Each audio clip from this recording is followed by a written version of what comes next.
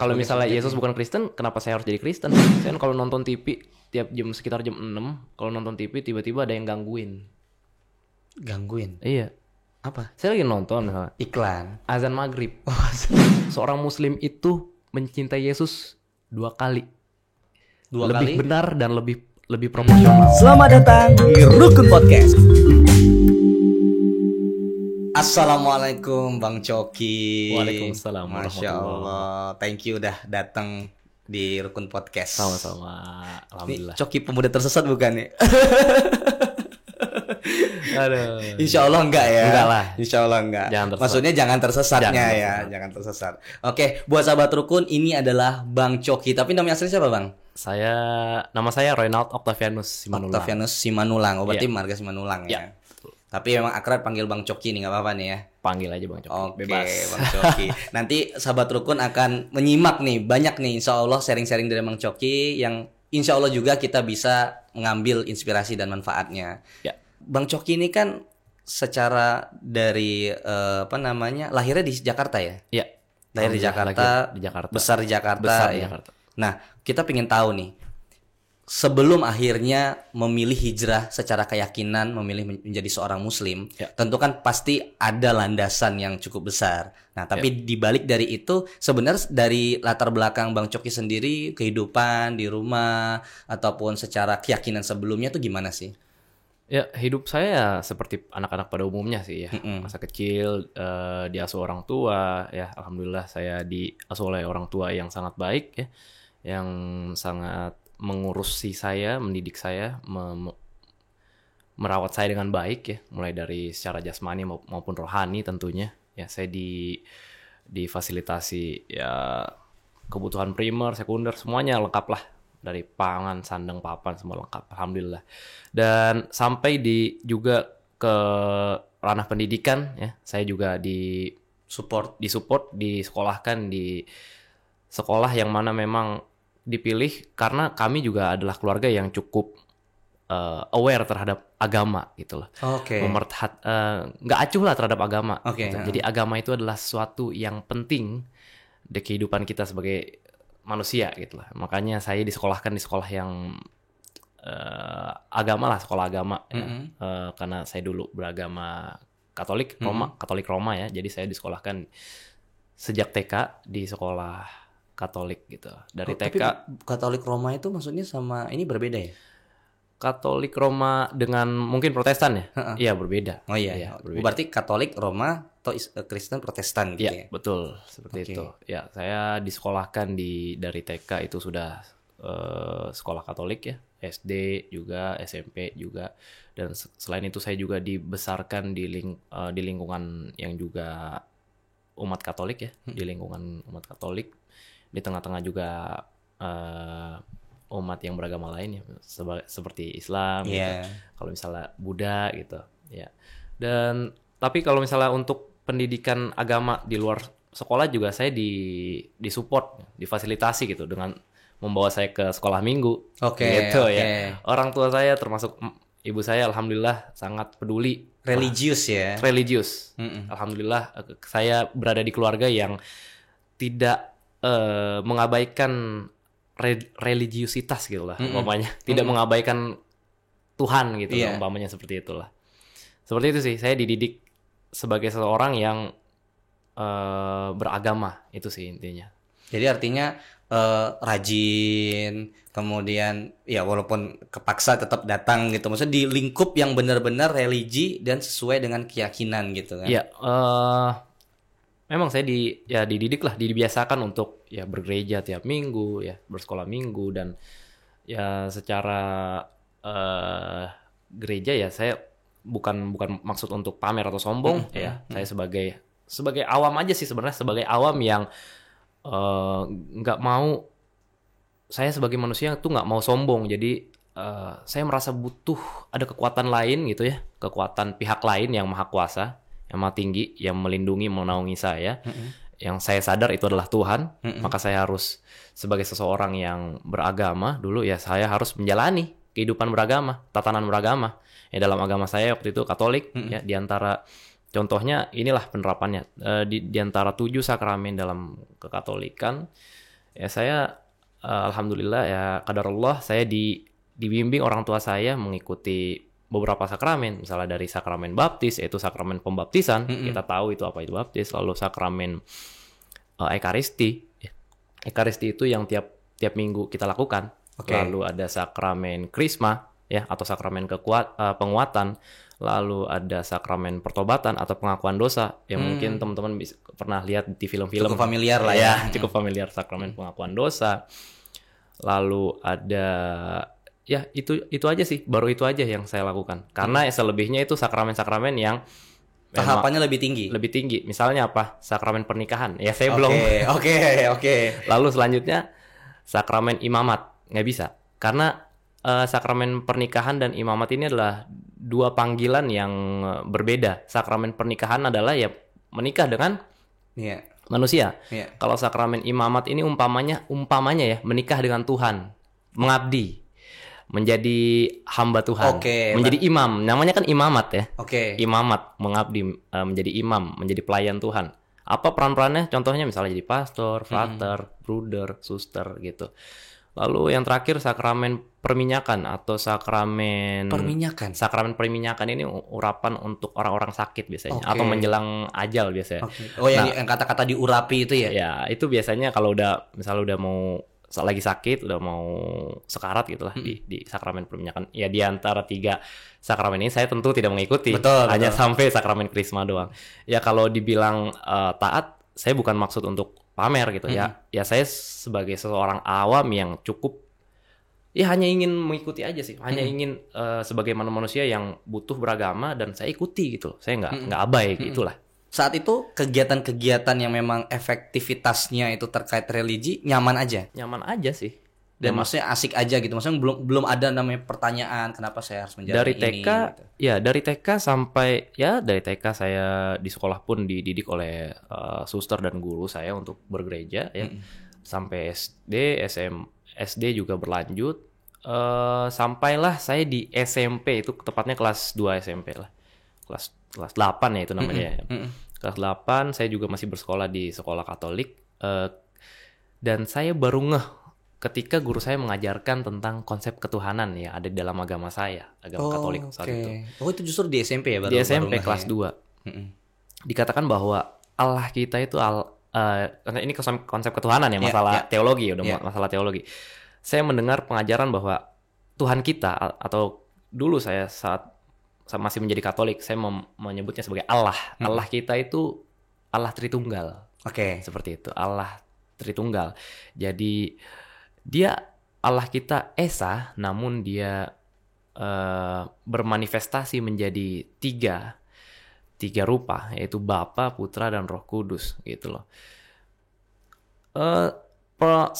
Setelah pengajaran itu saya terima, saya simak, benar-benar di kelas waktu itu saya merasa gitu, maksudnya saya baru ngeh bahwa konsep ketuhanan di agama saya tuh pas di SMP kelas 2. Jadi selama SMP kelas 1, SD itu tidak terpikirkan dari TK, SD sebut aja lah Jesus is God, nggak apa-apa. Yesus Tuhan saya Yesus gitu. Tapi ketika SMP mulai nih, ketika dikatakan secara lebih mungkin kurikulum ya, mungkin yang emang kurikulum itu memberikan timing. Anak-anak itu diberikan pengajaran mengenai teologi Tritunggal itu di saat SMP mungkin. Di TK, SD mungkin masa pendewasaan belum bisa lah. TK, SD belum bisa. Nah, di SMP itu saya baru ngeh bahwa pada sebenarnya memang konsep ketuhanan dalam Katolik itu adalah Allah Tritunggal. Dan saya baru ngeh Tuhan itu Esa tapi terbagi menjadi 3. Ada 3 entitas gitu loh. Nah, sebenarnya pada saat itu pertanyaan saya nggak rumit-rumit banget gitu, nggak rumit-rumit banget, ya, nggak rumit-rumit seperti yang diomongin teman-teman kita di forum lintas beragama, agama lah, nggak rumit-rumit banget, karena yang saya pertanyakan adalah gini, di dalam Tritunggal ini, konsep Tritunggal ini ada Bapa, Putra, dan Roh Kudus. Ya, Bapa ini saya kenal sebagai Allah pencipta langit dan bumi, ya, maha tinggi, maha besar, maha mutlak. Ya, dan Allah Putra ini kita kenal sebagai Yesus Kristus namanya. Ya. ya, Yesus Kristus. Nah, siapa Bapa ini? Tuhan. Nah, lalu pertanyaan selanjutnya, siapa Yesus ini? Tuhan. Nah, yang menciptakan Yesus siapa? Tuhan. Tuhan. Oke. Ada 2 Tuhan di sini. Itu udah kepikiran tuh Udah waktu itu. Kepikiran. Nah, oke, 2 Tuhan. Oke. Ini belum dibahas nih yang Roh Kudus nih. Yang Allah Roh Kudus belum disebut. Saya hanya baru mempersoalkan tentang Bapa dan Itu sudah bertanya, sudah mulai dalam hati ya, dalam pikiran. Okay. Saya bertanya gini, oke, dua-duanya Tuhan. Oke. Bapa, kalau misalnya saya berpikir kayak gini, kalau misalnya sudah ada Tuhan yang besar, Bapa, kenapa harus ada Tuhan yang kecil? Kalau misalnya ada Tuhan yang lebih besar, kenapa saya masih butuh untuk menyembah atau meminta kepada Tuhan yang kecil? Oke. Itu logik banget kan? Iya kan? Maksudnya sederhana lah itu. Nggak usah sekolah STT di mana, sekolah teologi di mana, nggak usah nyari sekolah yang tinggi-tinggi lah. Itu sebenarnya biasa aja sih. Misalnya nih, kayak gini aja deh. Misalnya di lingkungan sekolah, saya diisengin sama temen yang badung orangnya. Lebih efektif mana? Saya ngadu ke wali kelas saya atau kepala sekolah saya? Kepala sekolah dong. Kepala sekolah dong. Oke. Ada yang lebih tinggi dong. Nah, ya udah, saya pikir saya analogikan juga sama seperti itu di konsep ketuhanan saya. Ya iya, mendingan kalau misalnya udah ada Bapa yang maha besar, ngapain saya ngadu ke Yesus sebagai Tuhan? Walaupun Tuhan waktu itu saya masih percaya Tuhan juga. Nah, sebatas itu yang saya pertanyakan dari SMP di dalam pemikiran saya. Ya dari SMP itu saya berpikir seperti itu. Lalu waktu berjalan, alhamdulillah saya tetap bergereja. Ya, tetap aktif aja sama seperti sebelumnya. Aktif aja, saya aktif di gereja. Saya kalau misalnya ada acara di lingkungan gereja, ada misal lingkungan saya ikut ya. Ada doa bareng saya ikut, doa rosario misalnya, di lingkungan bergantian saya ikut, lalu ada latihan paduan suara atau choir gitu atau core itu saya ikut tetap. Ya berjalan lanjut. Saya lulus, lalu saya alhamdulillah masuk ke sekolah menengah atas SMA. Ya. Dan SMA ini ya alhamdulillah saya dapat ya sekolah negeri lah umumnya. Umum lah jadinya ya. Sekolah umum. Yang mana kita tuh campur lah. Iya. Yang dari TK sampai SMP kan temennya sama-sama semua ya. Circle-nya sama. Circle-nya sama gitu ya. Mayoritas Katolik lah. Jelas seperti udah jelas lah kan sekolah Katolik, mayoritas Katolik gitu ya. Walaupun ada beberapa temen yang Muslim juga. Nggak ada sih. Oh nggak ada ya? Nggak ada. Ada yang Kristen Protestan, ada yang Buddha juga. Oke. Nah, tapi yang Kristen Protestannya juga ya yang setengah-setengah paham juga gitu. Nah, di SMA ini saya bertemu dengan teman-teman yang berbeda, beragam. Ya. Di TK sampai SMP saya lupa menceritakan secara langsung maupun tidak langsung ya. Rahasia umum lah. Secara langsung maupun tidak langsung, keluarga dan lingkungan pertemanan serta lingkungan pendidikan saya mengarahkan saya untuk ya tentu memandang agama di luar kekatolikan ya agak lebih rendah gitu. Maksudnya lebih ya beda lah gitu. Sudah rahasia umum lah seperti itu ya. Khususnya Islam. Iya. Ya. Ya kita tahu lah udah. Anggapan-anggapan buruk tentang Islam seperti itu. Tapi itu tuh fakta ya. Yang mungkin dulu saya lihatnya fakta gitu, fakta saya lihatnya karena ya sebenarnya di setiap agama itu ada oknum gitu. Iya, setiap agama ada oknum, tapi yang kita lihat cuma oknumnya doang. Iya. Ya, gitu. Nah, terus di SMA itulah saya nggak mikirin tentang teologi seperti SMP. Saya nggak mikirin. Ya seperti remaja pada umumnya, maunya senang-senang dulu lah. Santuy sama teman. Sama teman nongkrong, main bola segala macem kan. Nggak pusing-pusing lah, ngapain mikirin agama ribet banget ya. Iya, ribet banget. Udah senang-senang dulu sama temen lagi masa-masanya remaja kan. Tapi pemikiran teologi saya tinggalkan. Tapi yang saya dapat pelajaran dari SMA itu, saya mempunyai teman-teman yang beragam agama, ada dari Kristen Protestan, yang mana orang teman-teman saya dari Kristen Protestan ini yang cukup paham tentang agamanya. Ya, bukan seperti teman-teman saya Kristen Protestan yang dulu, yang cukup paham tentang dogmanya dia. Dia religi juga lah, religius juga lah. Dan berbeda ya dengan Katolik ya. Dan saya juga mempunyai teman yang beragama Hindu, beragama Buddha juga ada, dan tentu Islam, yang Muslim banyak gitu. Nah, dari situ saya lihat teman-teman saya semuanya itu baik-baik.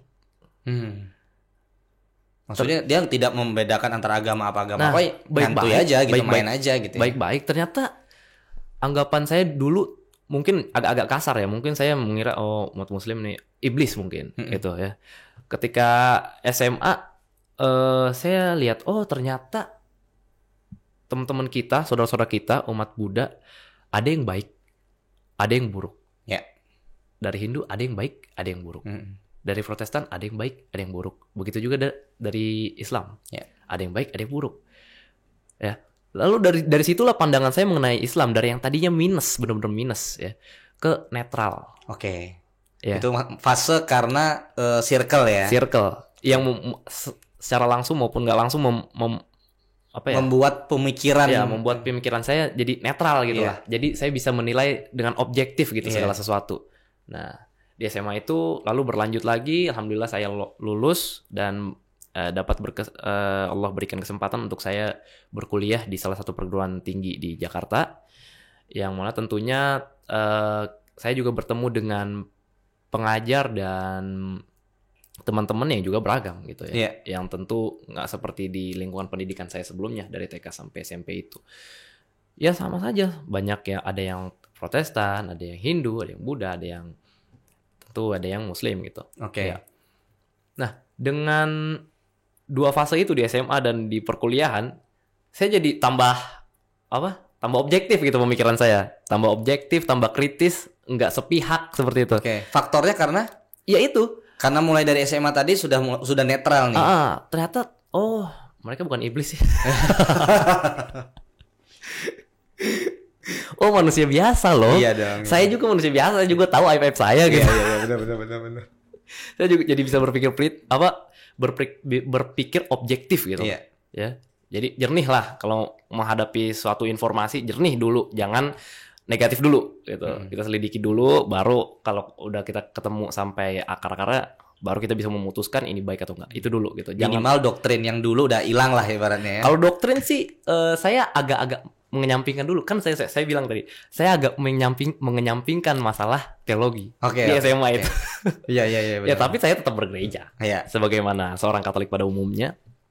Ya, yang tetap ya udahlah imanin aja dulu lah gitu. Umpamanya ya dikenakan dulu lah itu agama dogmanya gitu. Ya. Lalu berlanjut sampai di penghujung masa pendidikan saya di perkuliahan, ya masa-masa sebelum skripsi lah ya. Yang saya dari masa perkuliahan awal saya sampai sebelum skripsi itu, yang saya dapat di perkuliahan adalah pemikiran kritis. Pemikiran kritis terkait keyakinan? Enggak, pemikiran kritis. Yang penting kritis ya kan, kritis. Mahasiswa ya. Ya kan? Pemikiran kritis ya. Apalagi kalau boleh disebut ya, namanya mahasiswa kan kita beda, perkuliahan itu beda dengan sekolah. Kalau sekolah mungkin kita masih bisa disuapin sama guru, kita telan, disuapin guru telan. Kalau perkuliahan itu beda ya, kita dikasih materi nih, cari rujukannya, artikel, jurnal gitu, terus diskusikan, presentasi gitu. Iya. Terus ada yang nanya, temen harus bisa jawab gitu. Ya kan otomatis kita harus sama teman berpikir keras, brainstorming, nggak dari dosen gitu loh, nggak disuapin, otomatis kita berpikir lah gitu. Nah dari situ pemikiran kritis saya terasah gitu loh, dan semakin terbiasa untuk berpikir kritis untuk hal apapun, gitu. Nah dan di satu kesempatan ada seorang teman saya, sahabat saya yang ya lumayan religius lah, mengatakan kepada saya, padahal saya nggak aware terhadap agama, dibilang, Cok, saya dipanggil Cok, belajar agama dari sumbernya. Itu yang ngomong non Muslim? Muslim yang ngomong. Iya. Oke. Nah nggak mungkin kan dibilang, Cok lu mendingan itu aja deh, lu masuk Islam aja dia. Iya. Apaan sih? Iya. Pasti akan defense kan. Iya. Apalagi teman mungkin bercandaan doang. Iya, ya teman-teman bercandaan itulah, apalagi cowok-cowok kan bercandaannya agak pasti. Lu mau nongkrong sama gue ya, lu sadar dulu dah gitu. Walaupun sebenarnya kan tidak dipaksakan. Iya, bercanda, doang, tapi bercanda anak laki kan. Gimana? Namanya bercanda anak laki kan. Tapi ada teman saya yang mengatakan seperti itu. Salah satu teman saya yang mengatakan belajar agama dari sumbernya. Oke. Saya sebagai seorang Katolik, kalau mau dikatakan dari sumbernya, mau belajar agama, saya kan nggak mungkin belajar dari Tripitaka, belajar dari Weda, dari Al-Quran apalagi, dari ya buku-buku yang lain lah, kitab-kitab yang lain. Ya, saya sebagai seorang Katolik tentu belajar dari Alkitab, Bible ya, Bible seperti itu. Nah, walaupun sebenarnya saya nggak terlalu lagi nggak ngomongin tentang agama, tiba-tiba dibilang gitu. Itu nyambung itu. Tiba-tiba aja ngomong gitu. Jadi gini, di tengah pemikiran saya yang kritis itu, saya jadi merasa gini. Dan ditambah teman saya ngomong kayak gitu, saya ngerasa, oh iya ya. Saya ini berkuliah dari awal semester sampai di sini, di akhir mendekati penyusunan skripsi ini, saya dilatih untuk berpikir kritis. Saya dilatih untuk bagaimana caranya tahu kalau ada asap tuh pasti ada api. Kalau ada sebab pasti ada akibat. Gitu. Nggak mungkin ada asap doang tanpa ada api, nggak ada penyebabnya gitu lah. Nah, saya jadi mikir lagi nih, oh iya ya, percuma saya belajar, percuma saya kuliah sekolah tinggi-tinggi kalau saya bisa mungkin mengatasi kebingungan saya di hal-hal yang berkaitan dengan ilmu duniawi lah umpamanya. Tapi saya gagal untuk dalam pemenuhan pemahaman di ranah religius, di ranah agama gitu. Kenapa waktu itu ketika berpikir kritis merasa gagal aja gitu? Padahal kan maksudnya jalanin aktivitas kan kayak biasa aja gitu kan? Nah, kan waktu itu saya berpikir di SMP itu nggak kelar tuh, nggak masalah. Oh, akhirnya muncul lagi nih itu pertanyaannya unfinished business itu. Tidak selesai itu. Saya bilang saya abaikan lah, saya pinggirkan. Dipinggirkan kan belum selesai. Akhirnya muncul tuh. Muncul. Karena saking digemblengnya, pikir. Saya mikirin banyak hal-hal yang berhubungan dengan mata kuliah saya, masalah sosial segala macem lah gitu. Saya dihadapkan informasi berita segala macem. Oke, saya bisa berpikir dan sampai ke mungkin ke terang gitu, dapat penerangan gitu. Kayaknya percuma kalau misalnya cuman itu doang, saya masih punya masalah atau kegelisahan yang disimpan gitu loh. Makanya saya memutuskan gini. Oh iya ya, saya dulu pernah bingung. Akhirnya curhat sama teman itu? Enggak. Sendiri itu ya? Sendiri, nggak ngapain. Ntar disesatin lagi. Jadi Islam lagi ya. Sesat lagi. Jadi Islam kan sesat. Iya kan? Akhirnya ya udah. Saya jadi mikir, oh ya saya dulu pernah bingung ya. Saya pernah gelisah dan itu nggak kelar. Saya mikir, kegelisahan yang nggak selesai, itu bukan ada penyebabnya. Pasti ada penyebabnya. Pasti ada penyebabnya. Kok bisa nggak kelar gitu sampai sekarang? Saya memutuskan dari beragam hal-hal itu deh yang menjadi dorongan saya sampai akhirnya saya memutuskan kayaknya saya harus belajar lagi nih. Baru saya mulai mendalami Alkitab tuh. Mulai mendalami Bible saya lagi, mendalami kitab suci saya lagi yaitu Bible gitu. Lalu ya udah saya baca dari ulang deh dari halaman pertama. Mulai pelan-pelan, perjanjian lama, pelan-pelan. Oke, ya ini dulu saya pernah baca ini dulu SD, TK, di sekolah minggu sering diceritain. Iya, ingat gitu. Ya nggak ada yang bertentangan.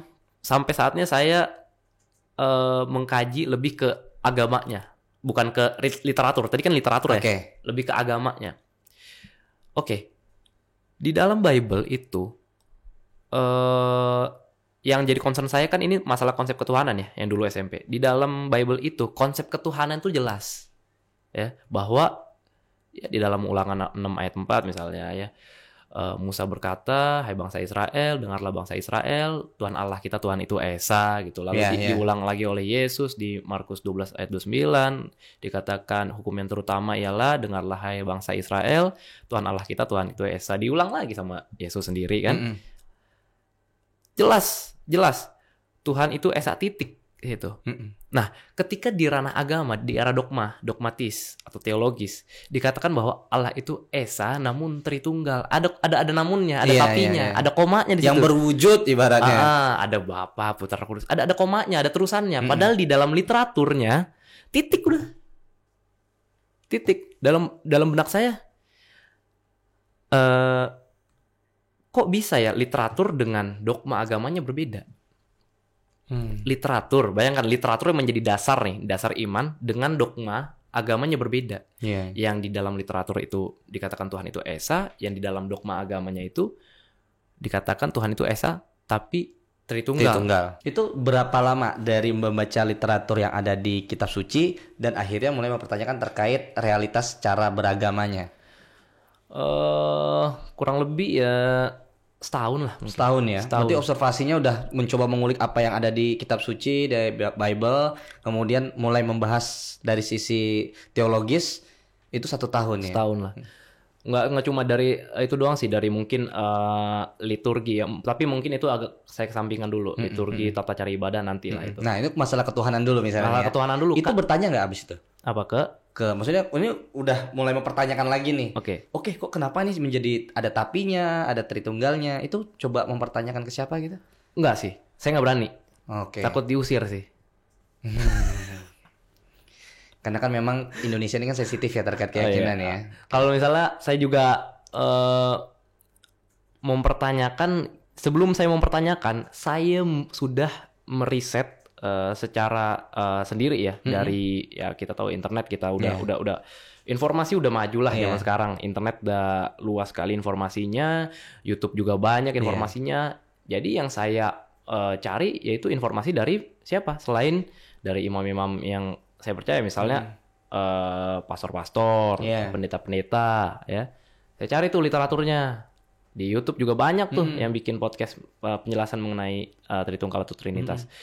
Dan sayangnya mereka sendiri yang mengatakan bahwa ya pada akhirnya konsep Tritunggal ini memang tidak bisa dipahami. Itu yang membuat saya patah. Tidak bisa dipahami itu hanya minta diimani saja ya, gitu.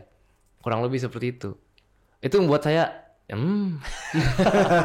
ya sebagai seorang mahasiswa yang kritis itu wajar banget kan akhirnya muncul kok seperti ini gitu. Iya. Ya udah. Pada akhirnya saya bisa mengambil kesimpulan bahwa memang literatur ini dengan yang diajarkan dengan di dogma berbeda memang. Dan ini bukan berdasarkan literatur, bukan berdasarkan scripture, bukan berdasarkan ya kitab sucinya gitu yang diakui sebagai kitab suci gitu. Nah, saya teringat dulu saya suka dari masih kecil lah sampai sekarang juga lah. Saya kalau nonton TV tiap sekitar jam 6 kalau nonton TV tiba-tiba ada yang gangguin. Iya. Apa? Saya lagi nonton misalnya. Iklan. Azan maghrib. Azan maghrib dibilang ganggu waktu itu. Gangguin. Tapi di situ saya baca. Oke, saya baca. Aku bersaksi bahwa tiada Tuhan selain Allah. Ya, gue juga tahu.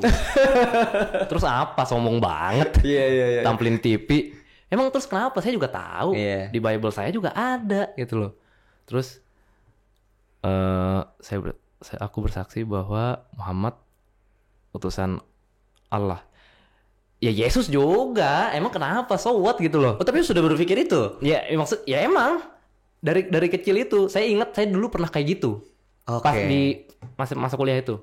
Tapi menganggap sebagai anak Tuhan kecilnya apa menganggap sebagai perantara? Enggak, jadi gini. Inilah juga yang menjadi pertanyaan. Yesus itu perannya itu sebagai nabi iya di dalam Bible ya. Nabi iya, utusan iya. Di Bible tapi bukan di Bible ya. Tuhan iya dalam kekristenan. Jadi multi peran lah gitu. Oke. Seperti itu ya kan. Jadi kalau misalnya dikatakan aku bersaksi bahwa tiada Tuhan selain, saya juga tahu. Dan Muhammad utusan Allah, saya juga tahu. Nggak usah pamer mulu kali di TV gitu kan. Ya biasa aja sih, saya juga gitu loh. Itu saya ingat dulu kayak gitu. Pas di masa perkuliahan saya merasa gini, kok dalam Islam lebih tegas ya, lebih jelas. Job desk-nya jelas, posisinya jelas gitu. Tidak loh. multitafsir ya.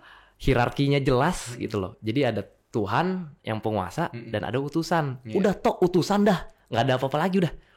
Nggak ada gelar Tuhan kecil lah, apa nggak ada. Masanya pun sudah ditentukan juga. Udah jelas gitu loh. Saya ngerasa konsep ketuhanan dalam Islam ini yang ditampilkan dalam azan itu jelas ya, dan sesuai dengan Bible justru.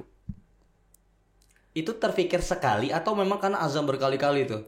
Ya itu kan nggak bukan karena sekali doang sih, maksudnya karena memang dulu kan udah biasa ya nonton TV, jadi ya keinget aja gitu. Dulu orang Islam punya 2 kalimat gitu yang sakral ya, tapi ya gue juga tahu kali gitu. Dan biasa aja. Iya gitu, maksudnya oke, ya udah lu Muhammad, gue Yesus gitu loh. Ya santai aja. Ya, tapi masalahnya ada ketegasan dan kejelasan dalam Islam yang di dalam agama saya tidak miliki gitu loh. Terutama perannya Yesus gitu loh.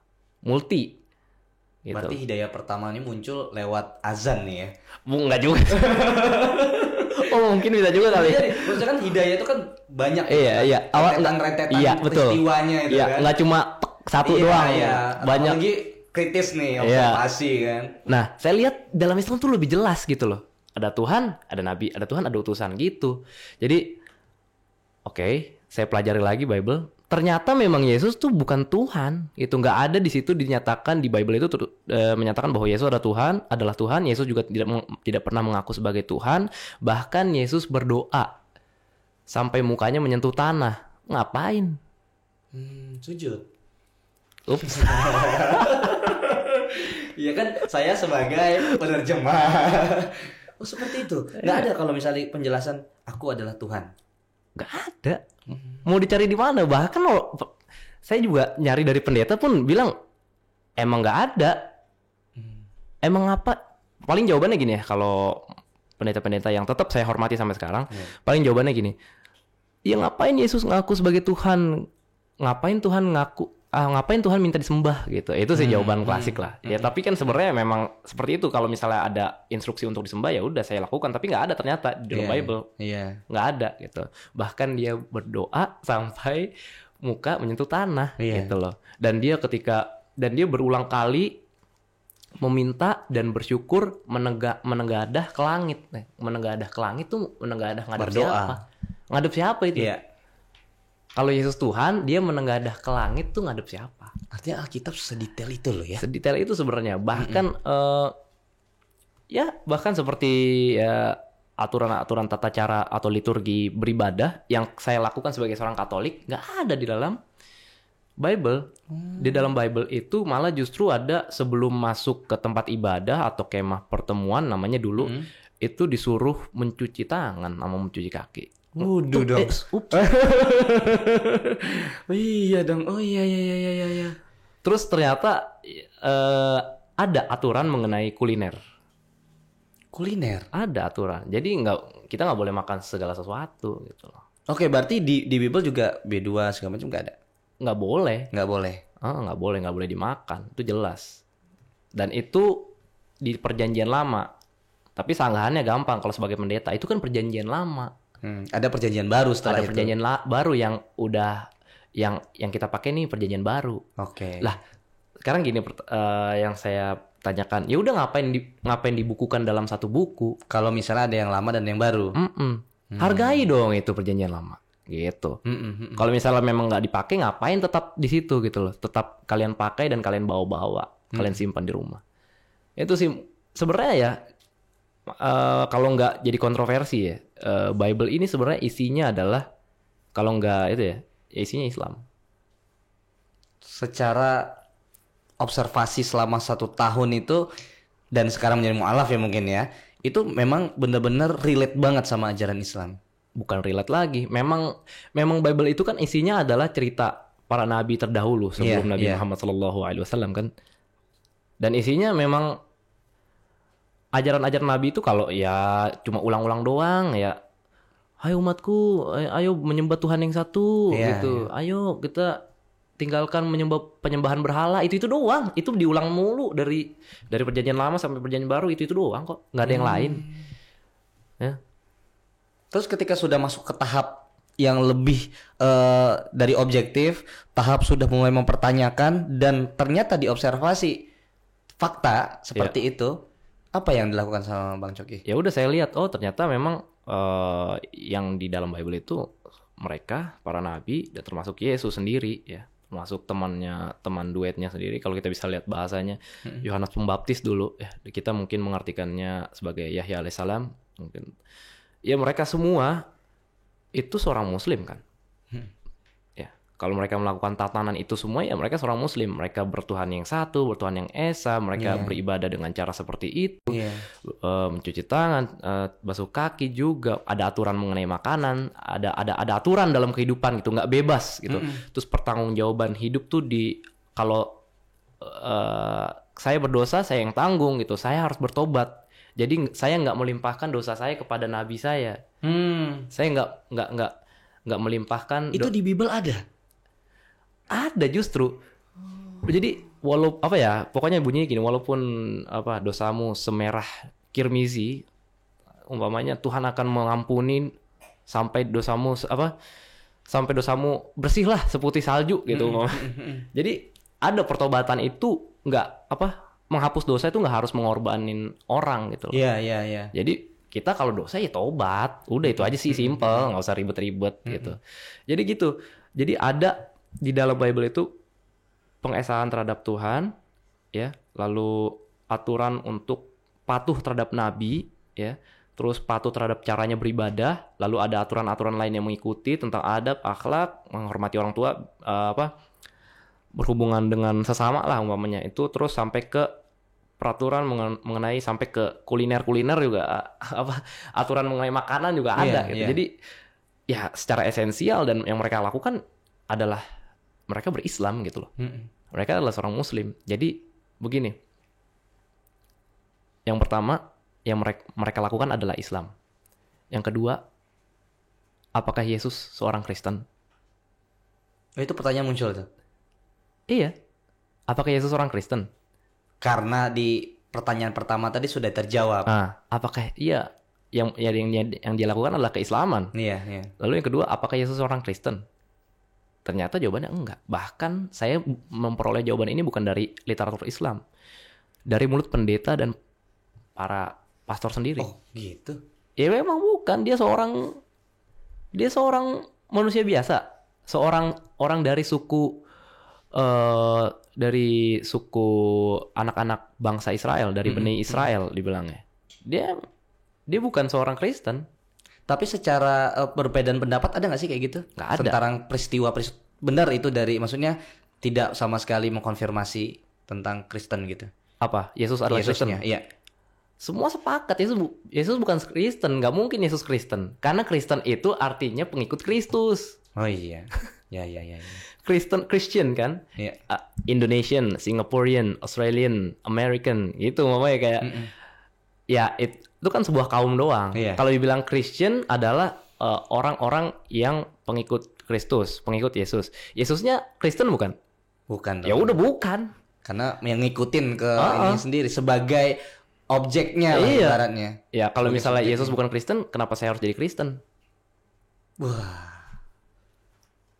Kenapa saya harus jadi Kristen? Yesus kan bukan Kristen. Kenapa saya harus jadi Kristen?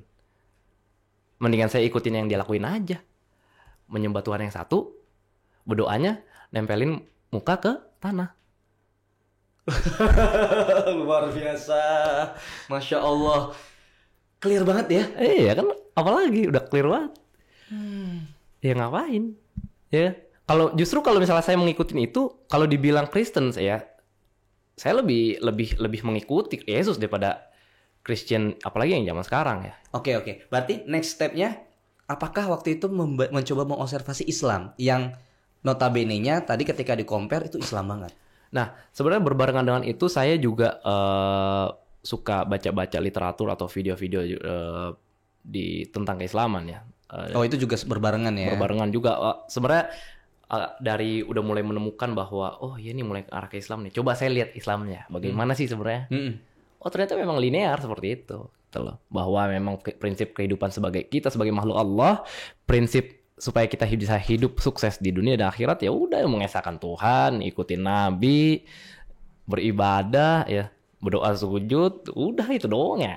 Simple, hidup itu simple, salah ya bertobat gitu, salah minta maaf, dosa ya bertobat, nggak usah ngorbanin orang lain, simple. Jadi saya udah mulai nyambung lah, udah mulai connect nih. Oh Islam nih, udah nih Islam nih kayak. Nggak mencoba mengcompare keyakinan lain? Karena udah terlalu jauh. Nggak perlu buat saya. Karena saya sebagai seorang Katolik pun dulu saya sudah merasa yang lain itu bukan agama yang ya menurut saya dulu Katolik ya terbaik lah. Yang lain bukan golongan kami. Ya, bukan lah. Jadi ya, dan karena juga saya itu jujur aja, saya kalau misalnya di luar orang bilang Coki nih meninggalkan Yesus nih gitu. Saya tuh benar-benar pecinta Yesus. Kalau meskipun sebagai seorang muslim. Ya, justru seorang muslim itu mencintai Yesus 2 kali. Lebih benar dan lebih proporsional. Kalau benar-benar mencintai, ya kamu harus kenal dia, kan nggak kenal kata saya kan. Iya. Kamu kenal dia itu siapa sebenarnya, statusnya apa yang dilakuin. Nah, ketika kamu udah kenal, kamu ngikutin apa yang dilakuin. Iya. Kan misalnya kita suka nih artis Korea. Biasanya kan orang-orang itu fans niru lah penampilannya, rambutnya diwarnain segala macem, skincare supaya bening gitu. Ya kan ngikutin kan, itu fitrahnya seorang manusia yang mengidolakan seseorang. Ya kan? Sebagaimana saya juga. Ketika saya memang benar-benar mencintai Jesus, ya udah saya ikutin gitu loh. Dan yang dia lakukan nih esensinya Islam kok.